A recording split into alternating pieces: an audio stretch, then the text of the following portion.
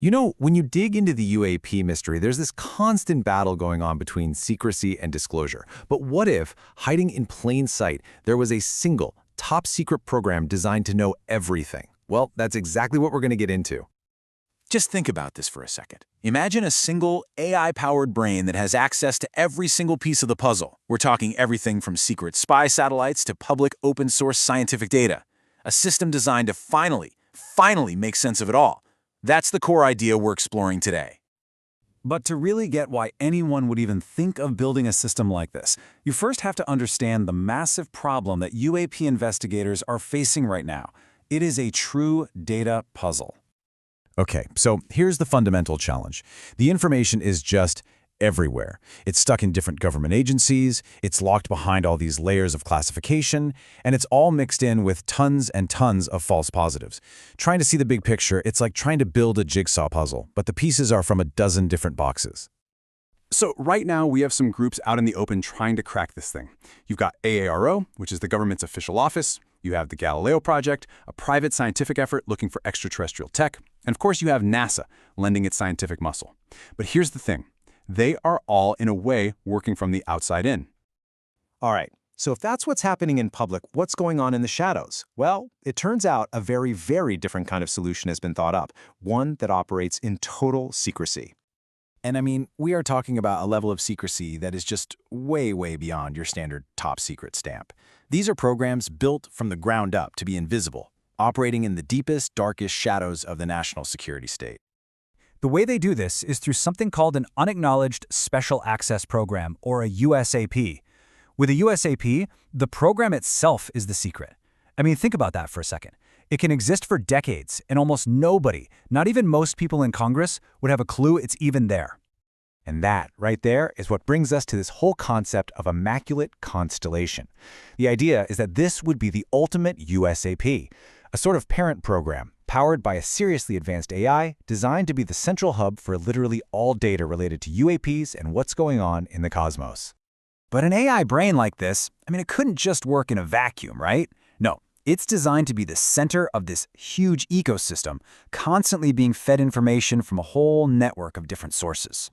And the ambition here is just absolutely staggering. The goal isn't just to collect a bunch of data. It's to achieve a holistic and verifiable understanding. In other words, its job is to find the real true signal hidden in all of that noise.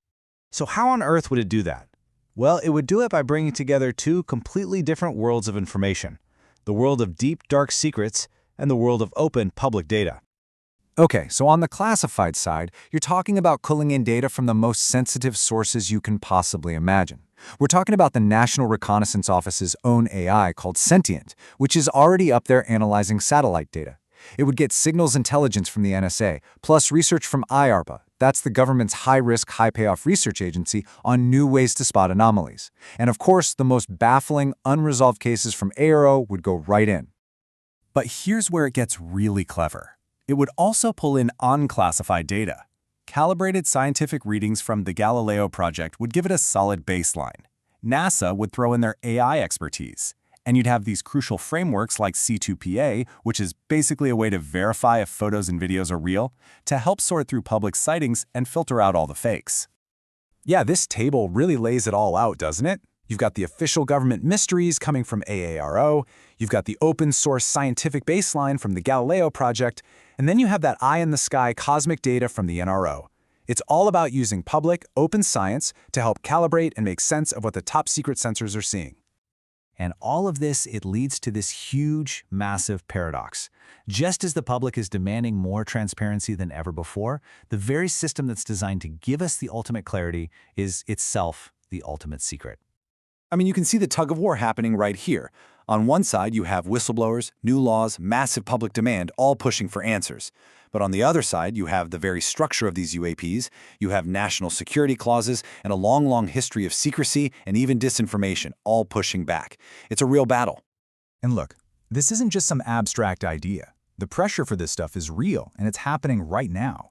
We've seen proposed laws demanding immediate disclosure. We've had whistleblowers testifying under oath about recovering technologies of unknown origin. And there's a new law on the books that now requires UAP records to be sent to the National Archives. The whole landscape is changing as we speak. So, where does all this leave us? What does it actually mean for the future of getting answers? Well, it leads to a really profound and honestly a pretty challenging conclusion about knowledge and power. You just can't escape the central irony here. The very tool that could, in theory, give us the clearest, most complete understanding of this whole phenomenon is, by its very design, hidden behind the thickest walls of secrecy you can imagine. The answer is locked in a box that we're not even allowed to know exists. And really, that leaves us with maybe the most important question of all. If a system like Immaculate Constellation actually exists, and if it succeeds, if it solves the puzzle, who gets to access that information? Who decides what the rest of us get to know? The search for answers might just lead us to a whole new set of questions about who really controls the truth.